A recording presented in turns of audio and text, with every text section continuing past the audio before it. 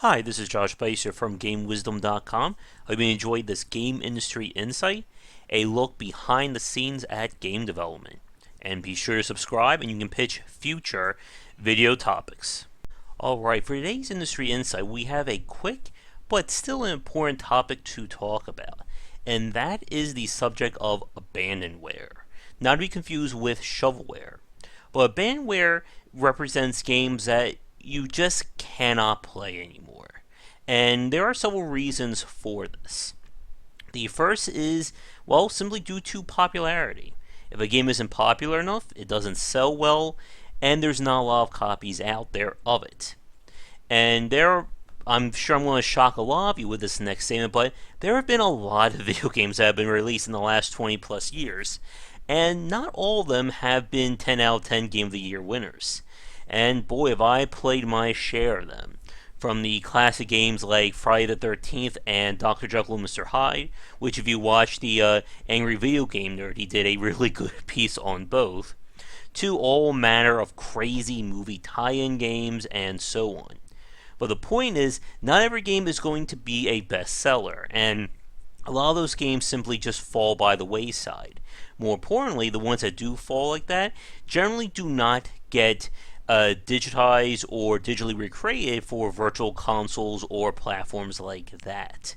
Nintendo, if they had the choice between putting, I don't know, Star Fox versus Home Alone for the Super Nintendo on the virtual console, I think they're going to go with Star Fox.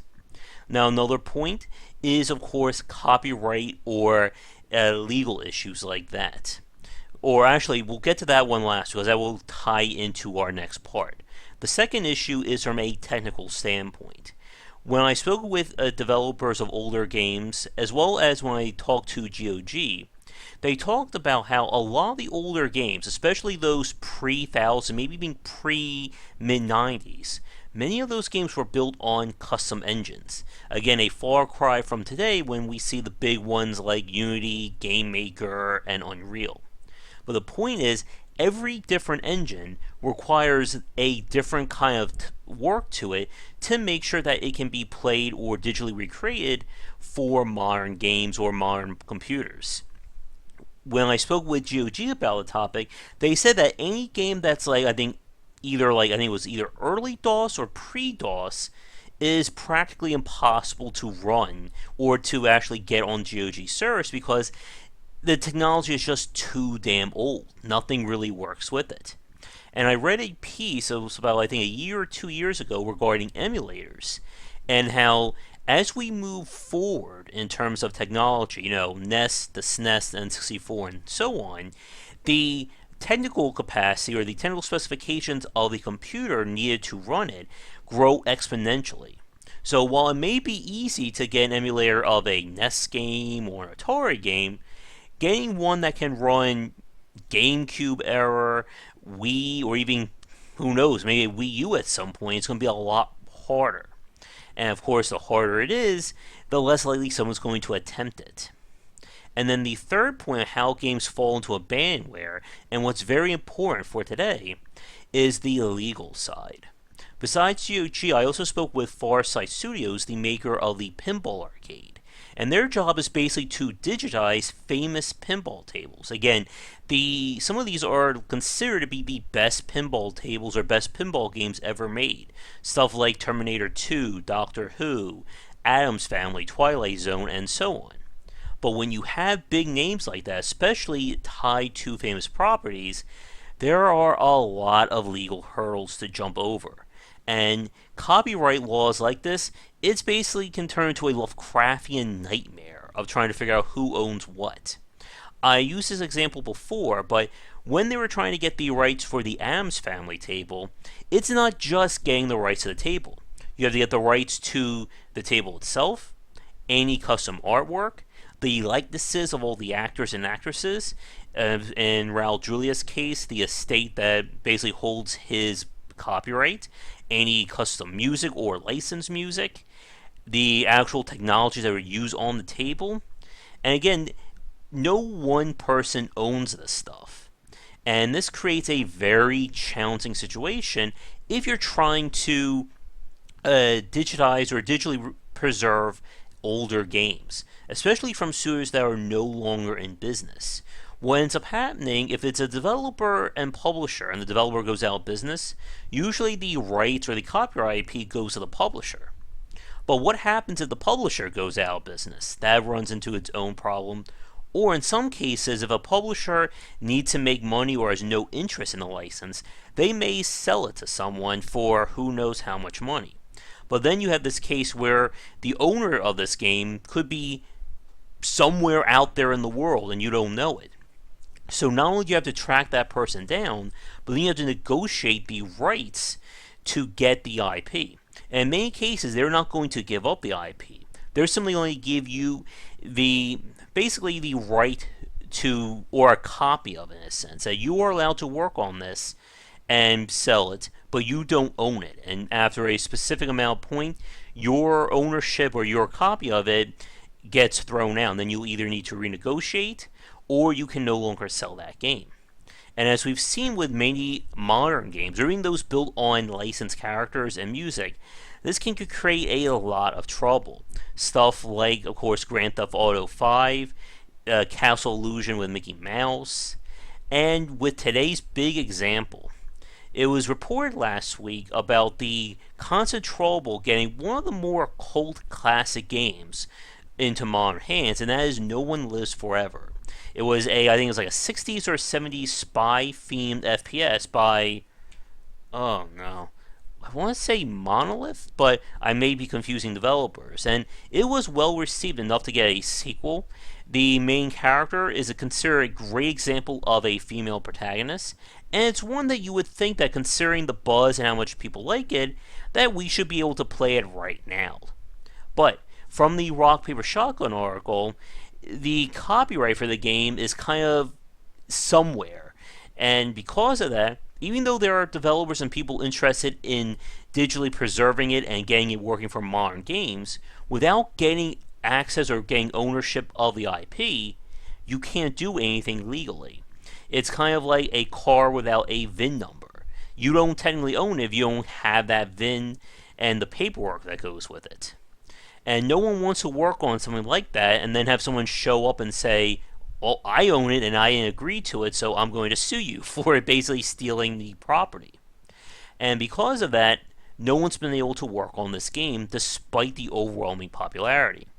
And then Rock Paper Shotgun did something very interesting.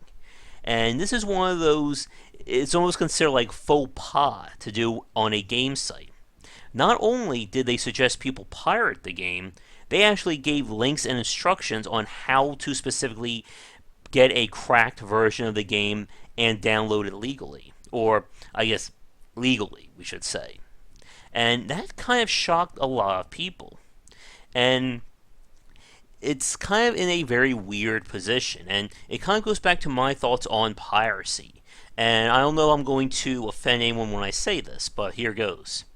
When it comes to piracy, I don't believe in pirating for issues like monetary or to get back at someone. I think those are poor reasons and they don't hold up. So if someone makes a game that you don't like, you don't get the right to pirate the game. If they charge too much money, you don't get to do that either. Or even if there isn't a demo. Like those kinds of reasons, I don't agree with piracy. But there is one exception to that where I am in complete and utter support of pirating a game. And that is when there is no legal means of supporting the developer with your purchase. Meaning that, let's say the either developer is out of business and no one's making any new copies. Let's say the only copies that are available are those that are being sold secondhand on Amazon or eBay for 3 to 5 times the original purchase. Or the game has nothing. There is no legal way of buying it. There's no download version of it. It just is gone. It's the way of the dodo. And in that case, I am 100% for using a cracked version or a pirate version of the game to play it. If I can't go to the developer and say, here's my money, I would like a copy of your game, and they can't or won't do it, then if the only other way to get this game is to pirate it, then I say go for it. And for those of you watching this, I'm kind of curious what you think about that, especially when it comes to abandonware. Now, there are some other murky gray issues that go with this. Another news piece that was announced this past week involved Capcom, with what was going on with a fan translation of one of the Phoenix Wright games, which, according to news pieces, Capcom, there we go, has no interest in translating and bringing it to the United States, despite the fan base of Phoenix Wright here.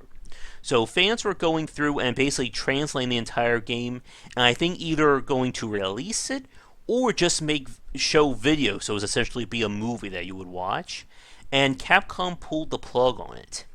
Now, before we talk about that, it's important to say that this could be the case of Capcom deciding to do something about it, like when Nintendo announced that they were going to recreate Metroid 2 after turning down another Metroid.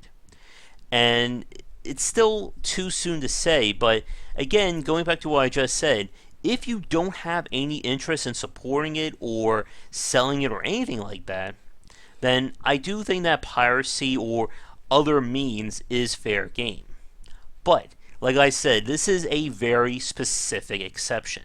This isn't to say that, oh, your store doesn't have the game, I'm going to pirate it. No. Basically, if no store has it, then we can talk. But getting back to the topic of abandonware, as you know, I am a big believer in game preservation and making sure that games can be played 5, 10, 15 plus years after the release date. And whenever I hear about stories like this, it definitely rubs me the wrong way. Like I said, games should be able to be preserved, not just the great games, but the weird ones as well. And I got an example for you of one. This is the Horde, and that is Kirk Cameron. This was released on the 3DO by Crystal Dynamics, which I looked at the credits of it, and I think the creator of this game was Paul Ritchie, the man behind Star Control 2. I don't know if you can make it out all that well. Again, my camera isn't that good, and this is some kind of small text. But this was a game where you basically control Kirk Cameron as he fought red imp monsters while trying to keep a town going. And I am sure that all of you watching this right now are now clamoring to play this game. You'll all go review bomb, I guess, GOG and tell them, get the Horde on GOG. But that's the point about abandonware and game preservation. That we need to preserve all the games. Not just the Game of the Year 10 out of 10s, but either the weird or esoteric, or games that star Kirk Cameron. For those of you watching this, did anyone else play the Horde? Or am I the only one who was lucky enough to do that? Anyway, let me know in the comments below, but we're going to wrap things up here. Thank you so much for watching today's Industry Insight. If you enjoyed it, be sure to like and subscribe to the channel. Check back for daily discussions on game design here and on Game Wisdom, where we examine the art and science of games. Until next time, have a great night. Thank you so much for watching this video. If you enjoyed it, be sure to like and subscribe to the channel. And come back around 10 Eastern for regular streaming. For a collection of my writings as well as weekly podcasts on game development, be sure to check out game-wisdom.com. Follow me on Twitter at GWBycer for updates throughout the day. And to help support everything that I do, you can find me on Patreon under GWBycer or Game Wisdom. Your donations can help to keep things running, and when we hit some goals, it will mean more content for everyone to enjoy. So, thanks again for watching, and be sure to come back for daily discussions on game design on the Game Wisdom channel.